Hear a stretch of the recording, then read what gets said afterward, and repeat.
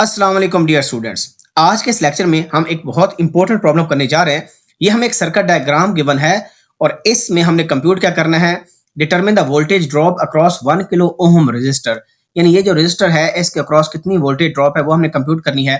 B part में determine the power absorbed by each resistor, यानी हमारे पास यहाँ पर देखें 3 रजिस्टर्स हैं, हर रजिस्टर कितनी पावर अब्सॉर्ब कर रहा है वो हमने वो कंप्यूट करनी है। Next determine the power supplied by each current source, यानी दो करंट सोर्सेज हमारे पास हैं, ये दोनों कितनी पावर सप्लाई कर रहे हैं इसको कंप्यूट करेंगे। क्योंकि ज्यादातर स्टूडेंट्स जब भी पावर अब्सॉर्ब्ड या पावर सप्लाइड का क्वेश्चन आता है तो बस उनके हाथ पांव फूल जाते हैं। इंशाल्लाह इस कंसेप्ट पर बात करेंगे, इसको क्लियर करने की कोशिश करेंगे। और लास्ट पार्ट में show that the sum of absorbed power calculated in part B is equal to the sum of supplied power calculated in part C. यानी हमने शो करना है कि भाई जो अब्सॉर्ब्ड पावर है वो सप्लाइड पावर के इक्वल होती है, या आसान अल्फाज में ये कहें कि sum of all absorbed power must be equal to 0, ये ट्रू होना चाहिए। So let's begin this problem. अब सॉल्यूशन का सबसे इंपॉर्टेंट पॉइंट ये है कि क्या यह सर्किट सिंपलीफाई हो सकता है। यस, हो सकता है। कैसे? अगर आपको नोड की डेफिनेशन का पता है तो आप इस सर्किट को सिंपलीफाई कर सकते हैं। काफी ऐसे प्रॉब्लम्स होते हैं जिसमें सर्किट एक ट्रेडिशनल वे में गिवन नहीं होता बल्कि टेढ़ा मेढ़ा करके लिखा होता है ताकि स्टूडेंट कंफ्यूज्ड हो जाए, उनको ना पता चले कि इसको कैसे सॉल्व करना है। तो हम मान लेते हैं कि ये जो सेंटर वाला नोड है ये हमारे पास ए है। वैसे तो नोड आप यहां से भी स्टार्ट कर सकते हो कि ये आपके पास ए नोड है और इसको आप बी नोड ले सकते हो, लेकिन it totally depends on you कि आप क्या सिलेक्शन करते हो। मैंने सेंटर वाले नोड को ए मान लिया।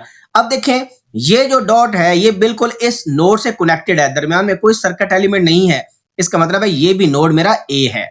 इसी तरह ये जो टॉप वाला नोड है इसको अगर मैं बी मान लूं तो इसका मतलब क्या हुआ कि ये जो पॉइंट है ये भी मेरा बी है और ये जो पॉइंट है ये भी मेरा बी है। तो हमें पता क्या चला कि हमारे पास इस पूरे सर्किट के अंदर दो ही नोड्स हैं। ए को हमने नोड ए कह दिया, ए को हमने नोड बी कह दिया। अब हम इसको रीड्रा कर सकते हैं। फॉर एग्जांपल इस सर्किट को रीड्रा करने के लिए हम दो नोड्स बना लेते हैं। यहां पर नोड नंबर मैंने ए बना लिया और यहां पर नोड नंबर हम बी बना लेते हैं। ये मेरे पास नोड बी हो गया। अब हम सर्किट एलिमेंट्स को प्लेस करना स्टार्ट करते हैं। सबसे पहले अगर हम करंट सोर्स की बात करें तो ये हमारे पास जो करंट सोर्स है 3 मिली एम्पियर का, ये बी से ए की तरफ करंट फ्लो कर रहा है। इसका मतलब ये है कि इसकी डायरेक्शन बी से ए की तरफ है। तो मैं अगर यहां पर इसको बनाना चाहूं तो मैं ऐसे बनाऊंगा, ये बी से ए की तरफ जा रहा है और ये 3 मिली एम्पियर का करंट सोर्स है, तो इसकी डायरेक्शन क्या हो गई, ये वाली होगी बी से ए। उसके बाद अगर हम दूसरे करंट सोर्स को देखें जो कि ये है, ये ए से बी की तरफ 5 मिली एम्पियर का करंट फ्लो हो रहा है, तो इसकी डायरेक्शन ए से बी की तरफ होगी। तो अगर ए मेरा ये है और बी ये है तो यहां पर मैं वही नोड बना लेता हूं और ए से बी की तरफ जो करंट फ्लो हो रहा है that is of 5 milliampere. तो यहां पर मैं 5 mA लिख देता हूं और इसको मैं कनेक्ट कर देता हूं। अब नेक्स्ट हम रेजिस्टर्स बना लेते हैं। तो अगर हम नोट करें तो जो 1 किलो ओम का रेजिस्टर है ये ए और बी के दरमियान कनेक्टेड है और रेजिस्टर की कोई पोलैरिटी नहीं होती, जैसे मर्जी बना लें आप। इसी तरह ये जो दूसरा रेजिस्टर है 2.8 किलो ओम का, ये भी ए और बी के दरमियान कनेक्टेड है और ये जो थर्ड रेजिस्टर है ये भी ए और बी के दरमियान कनेक्टेड है। तो हम यहाँ पर तीनों रेजिस्टर्स बना लेते हैं between node A and B. तो ये मैंने तीनों रेजिस्टर्स बना लिए। तो हमने ये नोट किया कि सारे कंपोनेंट्स कनेक्टेड हैं बिटवीन टू नोड्स, यानी ये सिंगल नोड पेयर वाला सर्किट है। अब मैं इन पॉइंट्स को आपस में ज्वाइन कर लेता हूं ऐसे कर, क्योंकि सारे एलिमेंट्स ए और बी के दरमियान कनेक्टेड थे। तो मेरा सर्किट क्या हो गया, सिंपलीफाई हो गया और ये सिंगल नोड पेयर वाला सर्किट है। अब हम मान लेते हैं कि जो एक टर्मिनल है वो पॉजिटिव है, दूसरा टर्मिनल नेगेटिव है। क्योंकि सारे एलिमेंट्स पैरेलल में कनेक्टेड है इसलिए हर एलिमेंट के अक्रॉस जो वोल्टेज होगी वो सेम होगी। लिहाजा इस क्वेश्चन में जो लिखा हुआ है कि 1 किलो ओम रेजिस्टर के अक्रॉस वोल्टेज निकालें, इसका मतलब है 1 किलो ओम रेजिस्टर के अक्रॉस जो वोल्टेज होगी वो बाकी सारे एलिमेंट्स के अक्रॉस भी अपीयर होगी। और वोल्टेज को लिखने के लिए हमें पोलैरिटी मार्क करनी पड़ती है। तो पोलैरिटी को मार्क करने के लिए हम अज्यूम कर लेते हैं कि ये वाला जो टर्मिनल है ये पॉजिटिव है और ये वाला टर्मिनल नेगेटिव है। ये आपकी मर्जी है कि आप किस टर्मिनल को पॉजिटिव मार्क करते हो, किसको नेगेटिव मार्क करते हो। इससे आंसर आपका गलत नहीं होगा। और हम अज्यूम करते हैं कि हमारे पास जो इन दो टर्मिनल्स के दरमियान वोल्टेज है दैट इज V। तो कहने का मतलब ये हुआ अगर मैंने A को पॉजिटिव मार्क किया है तो इसका मतलब है इस डायग्राम के अंदर हम अज्यूम कर रहे हैं कि ये वाला जो नोड है दैट इज पॉजिटिव और ये जो B नोड है ये क्या है, नेगेटिव है। इसको सिंप्लीफाई करने के लिए काफी वेज हो सकते हैं, क्योंकि हमने वोल्टेज कंप्यूट करनी है। आप इन तीनों रेजिस्टर को सिंप्लीफाई कर सकते हैं, क्योंकि तीनों पैरेलल के अंदर कनेक्टेड हैं। करंट सोर्सेज को सिंप्लीफाई कर सकते हैं, लेकिन वोल्टेज निकालने का एक आसान तरीका है कि आप केसीएल अप्लाई कर दें किसी भी नोड पर। सो हम अप्लाई करते हैं KCL एट नोड A। अब KCL लगाने के लिए हमारे पास कुछ करंट इस नोड में इंटर हो रहे हैं, कुछ करंट लीव हो रहे हैं, लेकिन अभी तक हमने ये मार्क नहीं किया कि इन रेजिस्टर्स में करंट की डायरेक्शन क्या है, क्योंकि इस टर्मिनल को हमने पॉजिटिव मार्क कर लिया। इस वजह से आप करंट की डायरेक्शन ये ले लें कि वो प्लस से माइनस की तरफ फ्लो कर रहा है, क्योंकि ये पॉजिटिव टर्मिनल है, ये नेगेटिव टर्मिनल है। A आपका पॉजिटिव है, B आपका नेगेटिव है। तो मैंने इस डायरेक्शन में करंट को मार्क कर लिया, और इन करंट्स को हम कह देते हैं कि ये हमारे पास I1 है, ये हमारे पास I2 है, ये हमारे पास I3 है। अब हम KCL लिख सकते हैं। तो देखिए जो करंट इंटर हो रहा है पहले उसको नोट करते हैं। तो 3 मिली एम्पियर का करंट इंटर हो रहा है, तो हम लिखेंगे 3 milliampere is equal to sum of leaving currents. तो लीव कितने करंट कर रहे हैं? लीव कर रहे हैं 4 करंट्स, एक 5 मिली एम्पियर, फिर I1, I2 और I3। तो हम लिखेंगे 5 milliampere plus I1 plus I2 plus I3। अब हम क्या करेंगे, क्योंकि वोल्टेज कंप्यूट करनी है तो हम लगाएंगे ओम्स लॉ। हम करंट्स को लिखेंगे in form of voltage. So formula क्या होगा? I is equal to V over R। मैं क्यों कह रहा हूं I is equal to V over R होगा? वो इस वजह से बिकॉज यहां पर देखिए current is entering the positive terminal and leaving the negative terminal. जब ऐसा होता है तो पैसिव साइन कन्वेंशन फुलफिल्ड होता है और हम पॉजिटिव रिजल्ट को यूज करते हैं, और हर रजिस्टर के अंदर करंट पॉजिटिव टर्मिनल से ही इन हो रहा है। तो हम लिखने की कोशिश करते हैं। सबसे पहले 5 मिली एम्पीयर का क्या हो जाएगा? Minus is equal to I1। अब V ओवर R, तो V सेम है और R की वैल्यू 1 किलो ओम, तो हम लिख लेंगे V डिवाइडेड बाय 1 किलो ओम। ठीक है, ये मैं लिख लिया। प्लस जो I2 है वो अगर आप देखें तो क्या है? 2.8 किलो ओम का रजिस्टर है, हम लिखेंगे V divided by 2.8 kilo ohm और plus V divided by 4.7 kilo ohm. अब हम इनको माइनस करते हैं, तो ये हमारे पास आ जाएगा -2 milliampere is equal to, ये एज इट इज आ जाएगा। अब हम क्या करते हैं, एलसीएम ले लेते हैं और उसको दोनों तरफ मल्टीप्लाई करेंगे। तो एलसीएम कैसे आएगा? क्योंकि ये 1 है तो 2.8 को सिंपल अगर आप मल्टीप्लाई कर दो किसके साथ? 4.7 के साथ, तो आपके पास आ जाएगा 13.16 किलो ओम। इसको हम मल्टीप्लाई कर देंगे दोनों तरफ। तो जब हम मल्टीप्लाई करेंगे किलो को तो ये मिली के साथ कैंसल आउट हो जाएगा। यहां पर हमारे पास आ जाएगा -26.32 इज इक्वल टू, यहां पर हमारे पास क्या आ जाएगा? जो किलो है वो किलो से कट जाएगा, 13.16V प्लस यहां पर आ जाएगा 4.7V, क्योंकि किलो किलो से कट जाएगा, और यहां पर हमारे पास 2.8V आ जाएगा। इसके बाद हम मजीद सिंप्लीफाई करेंगे, ये -26.32 इन सबको अगर हम ऐड करें तो हमारे पास आंसर आता है 20.66। आप कैलकुलेटर से कर भी सकते हैं, और V निकालने के लिए नंबर इधर आके डिवाइड हो जाएगा। So V is equal to -26.32 divided by 20.66। अगर आप इसको डिवाइड करें you will get V is equal to -1.274 volts. तो ये हमारे पास ये वोल्टेज ड्रॉप आ गया अक्रॉस रेजिस्टर 1 किलो ओम, बल्कि हर कंपोनेंट के अक्रॉस सेम वोल्टेज हमारे पास आ गई। अब हम क्या करते हैं, अब हम अगले पार्ट्स को करने की कोशिश करते हैं जिसमें हमने power absorbed by each resistor compute करना है, फिर करंट सोर्सेज जो पावर सप्लाई कर रहे हैं, और फिर देखना है दोनों की वैल्यू इक्वल होनी चाहिए। अब पावर अब्सॉर्ब्ड के लिए याद रखें, जब पावर अब्सॉर्ब्ड हो तो पैसिव साइन कन्वेंशन में क्या कहता है? वो हमें कहता है कि करंट अगर पॉजिटिव टर्मिनल से इंटर हो रहा है तो आप P is equal to VI use करोगे, और अगर नेगेटिव टर्मिनल से इंटर हो रहा है तो P is equal to -VI use करोगे। ये मैं एब्सॉर्ब्ड पावर बता रहा हूं। सप्लाइड पावर इसका बिल्कुल अपोजिट होता है। यहां पर अगर आप नोट करो तो हर रजिस्टर में जो करंट इंटर हो रहा है वो पॉजिटिव टर्मिनल से इंटर हो रहा है। इसका मतलब है हमने P is equal to VI use करना है। लेकिन अगर यहां पर देखें तो हमें हर ब्रांच के अंदर करंट की वैल्यू का नहीं पता, लेकिन हमें वोल्टेज का पता है और रजिस्टर का पता है। लिहाजा हम पावर को किस में रिप्रेजेंट करेंगे?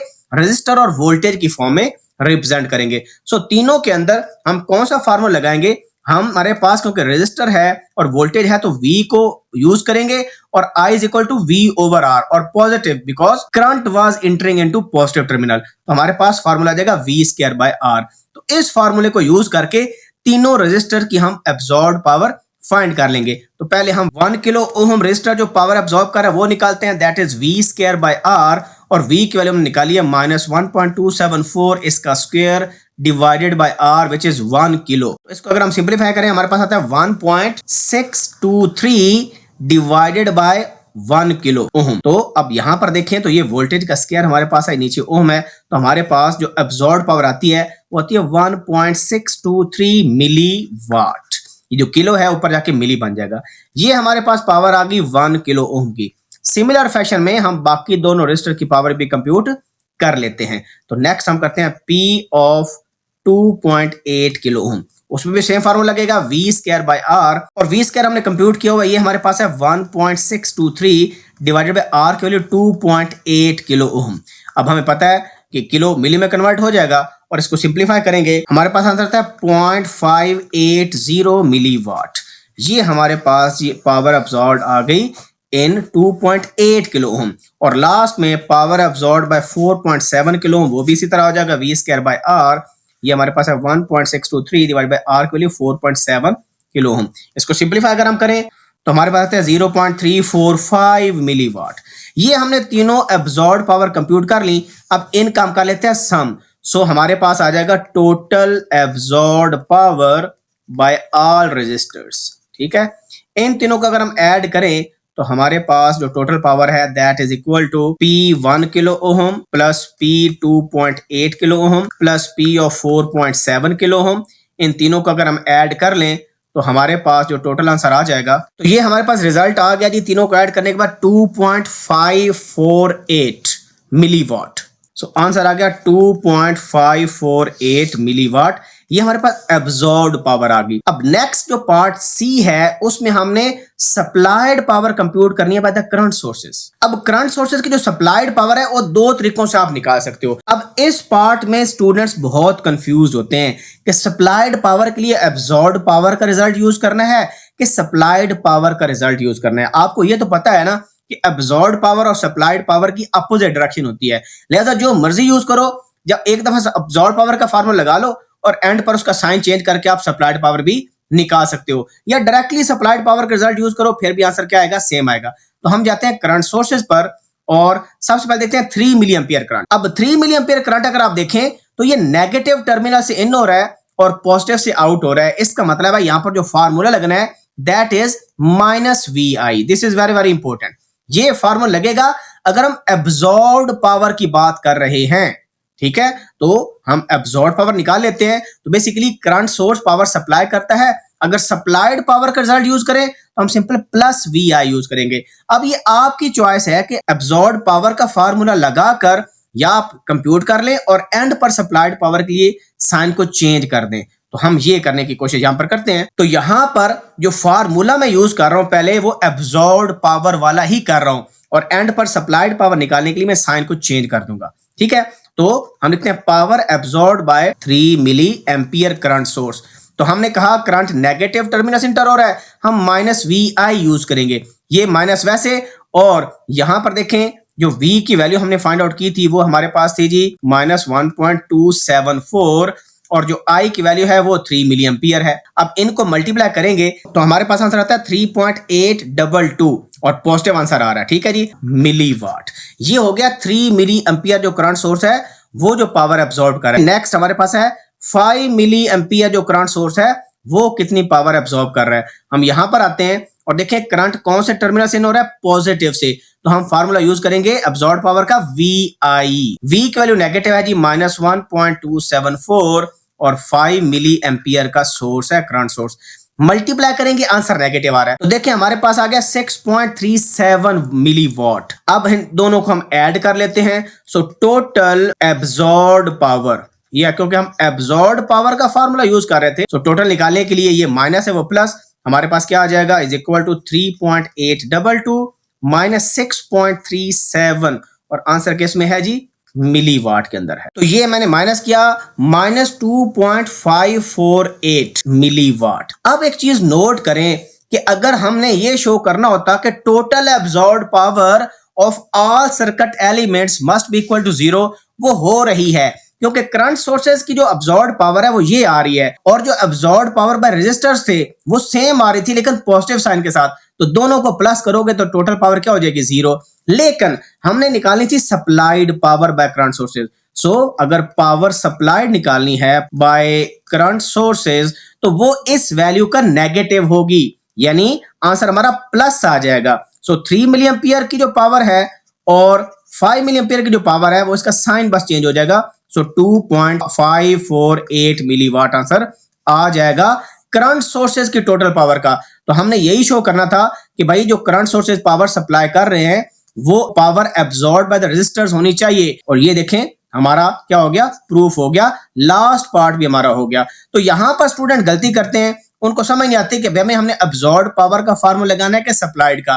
भाई फार्मूला जो मर्जी लगा लो, जब करंट सोर्सेज में सप्लाइड पावर निकालनी थी तो आप ऐसा भी कर सकते थे कि इसका साइन चेंज कर देते, क्योंकि करंट नेगेटिव टर्मिनल से इंटर हो रहा था तो मैंने एब्सॉर्ब पावर का फार्मूला यहां पर लगाया। ये जो फार्मूला लगाया कौन किसका लगाया जी, एब्सॉर्ब पावर का फार्मूला लगाया। अगर आप सप्लाइड का लगाते तो यहां पर प्लस हो जाता और ये वाला क्या हो जाता, ये माइनस हो जाता। तो इसका आंसर प्लस आ जाता, उसका आंसर माइनस। सो आंसर हमारा अल्टीमेटली पॉजिटिव ही आना था, जो कि ये वाला आ गया। सो इस तरह आप एक मुश्किल क्वेश्चन को आसानी के साथ हल कर सकते हैं। सबसे ट्रिकी पॉइंट इस क्वेश्चन में था यही कि इस सर्किट को सिंप्लीफाई करना है, और इसमें अगर आपको नोड का कंसेप्ट पता था तो आराम से हो सकता था, क्योंकि यहां पर देखिए कोई सर्किट एलिमेंट नहीं है, ये आपका एक ही नोड है और ये आपका दूसरा नोड है। तो इसमें दो नोड थे, हमने सिंगल नोड पेयर की फॉर्म में रिप्रेजेंट कर लिया और फिर उसके बाद मौजा ही मौजा। दो में याद रखें। अल्लाह हाफिज़ नासिर।